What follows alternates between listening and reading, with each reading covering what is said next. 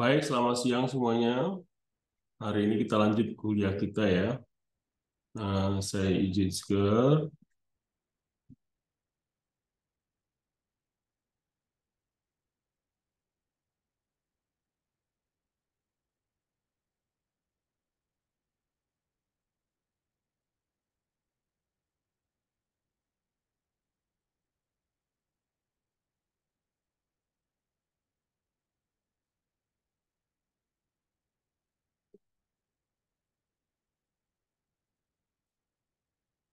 Baik, kuliah hari ini kita lanjut dengan judul eh, daya dukung dan daya tampung. Nah, di sini kita pelajari di sini ya bagaimana sih daya dukung dan daya tampung itu sendiri gitu ya. Jadi kita dalam hal ini kita bagi di dalam tantangan di daerah perkotaan, definisi daya dukung dan daya tampung, konsep dasar, faktor yang mempengaruhi hubungan daya dukung dan keberlanjutan kota. Tantangan di daerah perkotaan, kita lihat di sini ya bahwa memang tantangan di daerah perkotaan cukup rumit ya.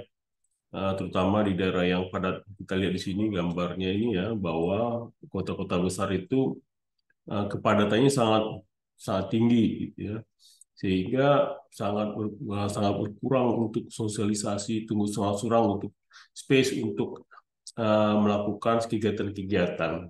Di sini disebutkan bahwa PBB mengatakan pada tahun 2050 bahwa 68% populasi dunia akan menempati area perkotaan. Nah, jumlah ini meningkat dari jumlah sekarang yang hanya 55%. Dan peningkatan jumlah warga perkotaan cukup cepat. Jadi ada 751 juta pada tahun 1950 menjadi 2,4,55 tahun 2018. Jadi cukup besar ya. Jadi tahun 2050 akan banyak daerah-daerah perkotaan. Nah, tapi juga di lain pihak itu akan terjadi ada kualitas lingkungan yang menurun gitu ya. Diakibatkan dari adanya penggunaan sumber daya alam yang semakin meningkat. Contohnya krisis air bersih, kualitas udara yang menurun akibat eh, emisi gas buangan dan kendaraan. Nah, kita lihat di sini daya dukung ada di sini adalah yaitu lingkungan hidup adalah kapasitas atau kemampuan ekosistem untuk mendukung kehidupan organisme secara sehat, sekaligus mempertahankan produktivitas, kemampuan adaptasi, dan kemampuan memperbarui diri.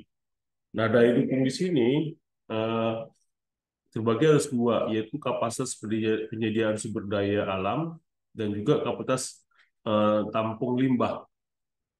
Nah, kita lihat di sini ya dari kawan capacity ini ada support capacity, ada ada resources,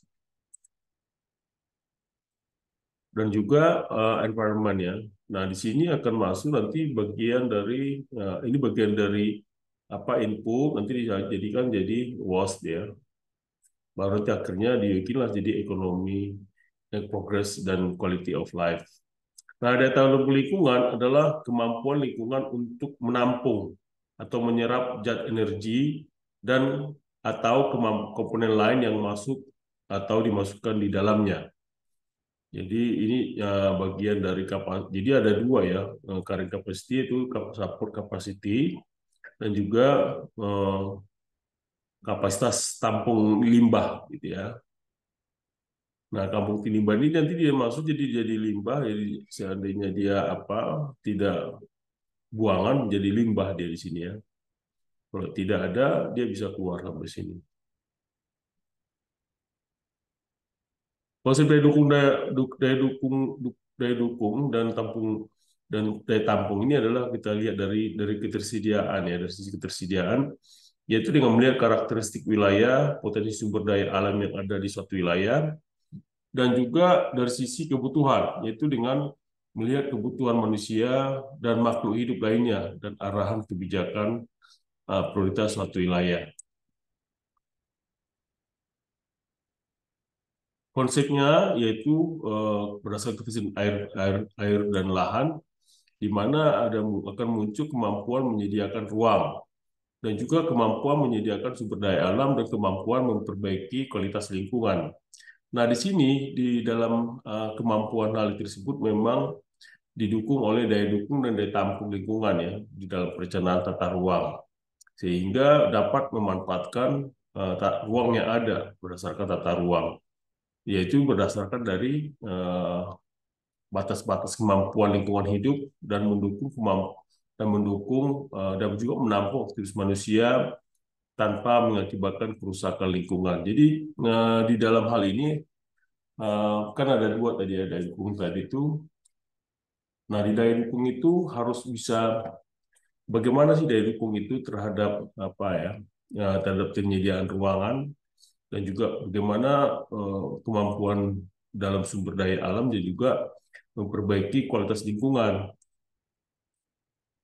Nah, konsepnya, ya, konsep supply demand-nya itu sisi apa demand itu akan muncul ecological footprint, gitu ya. Ecological footprint yaitu kebutuhan air per kapita, masuk kebutuhan air yaitu meter kubik per tahun, baru nanti dari populasi penduduk ya, populasi kebutuhan lahan setara beras, terus juga pola konsumsi dan kebutuhan sumber daya ini ada dua, yaitu kebutuhan air per kapita dan kebutuhan lahan per kapita.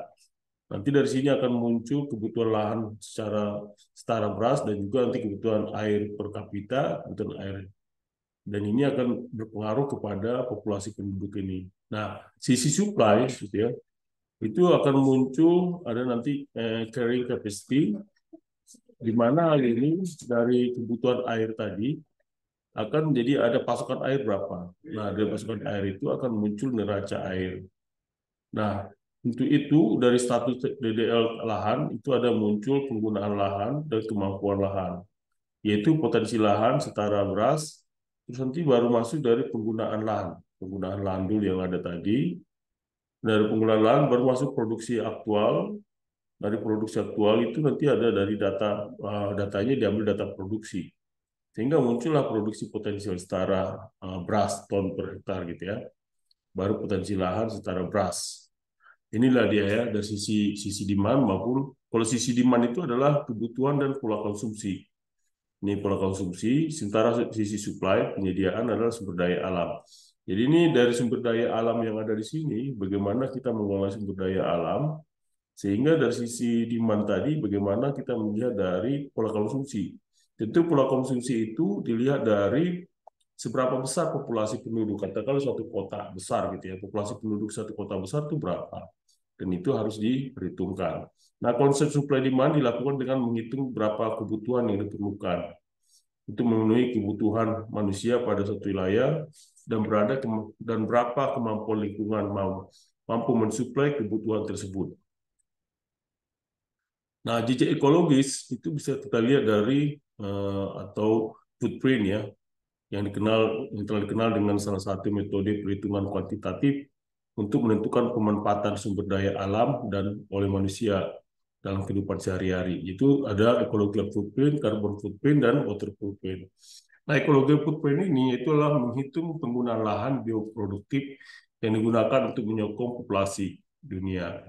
Dan juga carbon footprint itu menghitung penggunaan energi yang dinyatakan dalam volume emisi karbon dioksida. Dan water footprint itu adalah menghitung penggunaan air untuk menyokong kehidupan manusia.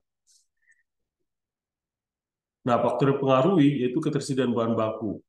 Nah, tentu bahan baku ini bagaimana dari mana, yaitu makanan dan sumber bahan baku. Dan juga ketersediaan energi, yaitu yang digunakan makhluk hidup untuk melakukan kegiatan, pekerjaan, ataupun proses yang diperlukan, dan akumulasi limbah dari produk dan cara pembuangannya, yaitu limbah yang dihasilkan oleh kegiatan yang dilakukan makhluk hidup, serta interaksi antar makhluk hidup yang ada. Interaksi antar organisme ini terkait dengan kebutuhan sumber daya baik di tempat tinggal, tempat mencari makan, dan makanan. Nah, faktor hubungan daya dukung atau berkelanjutan itu muncul dari konsep ini ya. Konsep of needs tujuannya meningkatkan kualitas hidup, dan konsep of limitations tujuannya lah lingkungan dapat memenuhi kebutuhan. Dan ini saling circle ya. Circle keduanya. Konsep dasar dari pembangunan yang berlanjut ada dua, yaitu konsep kebutuhan, konsep of needs, dan konsep keterbatasan. Nah, berlanjutnya pembangunan dapat terwujud apabila terjadi keseimbangan antara kebutuhan dan keterbatasan yang ada saat itu dengan mengendalikan kebutuhan dengan mengubah perilaku konsumsi. Nah, ada juga dilihat dari penerapan kota berkelanjutan ini. Ya, contoh, sustainability city, situ akan muncul dari environment, ekonomi, equity, engagement, dan energi. Nah, kota yang bersustainable adalah kota yang berkembang dan pembangunannya mampu memenuhi kebutuhan masyarakat masa kini, mampu berkompetisi dalam ekonomi global dengan mempertahankan keserasian lingkungan, kualitas sosial, budaya, politik, dan pertahanan keamanannya tanpa mengabaikan eh, atau mengurangi kemampuan generasi mendatang dalam pemenuhan kebutuhan. Jadi sustainability itu memang benar-benar ya supaya masyarakatnya itu semakin maju gitu ya. Itu kira-kira jadi nanti tugasnya itu adalah nanti kalian tugasnya membuat ya, membuat apa tugasnya itu adalah bagaimana membuat satu kota berkelanjutan, ya, kota berkelanjutan dari TikToknya aja, TikToknya dari TikTok ini nanti dimasukkan ke dalam, nanti saya kirim nanti linknya ya, bagaimana kalian memahami eh, dari sisi TikToknya ya, untuk melihat bagaimana memperlihatkan daya dukung, itu adalah di sini ya. Nah, ini kalian bisa lihat nih, untuk bisa ke sustainabilitas kota itu, kota sustainability ya, yang berkelanjutan tadi itu adalah supaya dia saling berkaitan, di mana di kota itu akan ada nanti di sini ya, eh, kalian contoh gitu ya, kalian contoh pokoknya sisi ya, tugasnya yang kalian kerjakan ya, dari sisi demand maupun sisi supply gitu ya. Mungkin kalian akan bisa melihat nanti dari sisi demand-nya itu. Katakanlah di penduduk di Kota Tangerang gitu ya. Penduduknya itu apa aja sih kegiatan di Tangerang itu gitu ya. Dan juga nanti sisi supply-nya ya, contohnya daya dukung lingkungan gitu ya. Apa yang ada di lingkungan di daerah sisi supply? Apa ada nggak sumber dayanya gitu ya? Yang harus didapat, contohnya air bersih gitu ya. Ada nggak kebutuhan, ada nggak tempat air bersih di tempat kalian yang ketujuh? Kalau nggak ada, nah, itu kan akan timpang tuh. Tidak ada supply, tidak ada demand. Nah, keduanya ini harus di-combine gitu ya. Jadi coba dibikin TikToknya ya sekitar 5 menit. Nah, tugas ini nanti sebelumnya coba yang ini akan dimasukkan ke dalam tugas ya, tugas keempat, tugas berikutnya dalam TikTok setiap kelompok yang sudah ada. Jadi mungkin hari ini saya masih apa ya, masih pakai apa video. Mungkin minggu depan saya akan coba kita ketemu ya untuk apa diskusikan hasil-hasil yang sudah kalian sudah lakukan. Sekira demikian dari saya. Terima kasih.